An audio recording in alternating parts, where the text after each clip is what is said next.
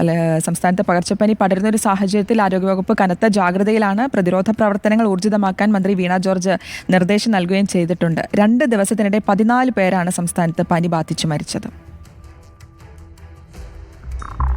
Dengue മുതൽ cholera വരെ പകർച്ചവ്യാധികൾ പടരുന്ന സാഹചര്യത്തിലാണ് ആരോഗ്യവകുപ്പിന്റെ ജാഗ്രതാ നിർദ്ദേശം.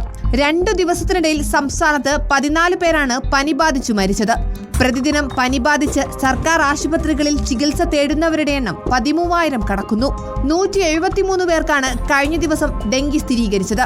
22 പേർക്ക് എലിപ്പനി ബാധിച്ചു. 4 പേർക്ക് കോളറയും 2 ആൾക്ക് മലേറിയയും സ്ഥിരീകരിച്ചിട്ടുണ്ട്.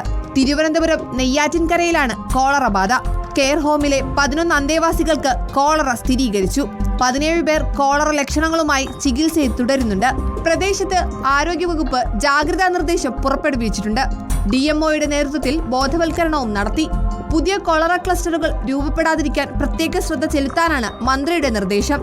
ഈ മാസം 1,39,091 പേരാണ് പനി ബാധിച്ച് വിവിധ സർക്കാർ ആശുപത്രികളിൽ ചികിത്സ തേടിയത്. ഇതിൽ 25 പേർ വിവിധ പകർച്ചവ്യാധികളെ തുടർന്ന് മരിച്ചെന്നാണ് ആരോഗ്യവകുപ്പിന്റെ കണക്ക്. റിപ്പോർട്ടർ, തിരുവനന്തപുരം.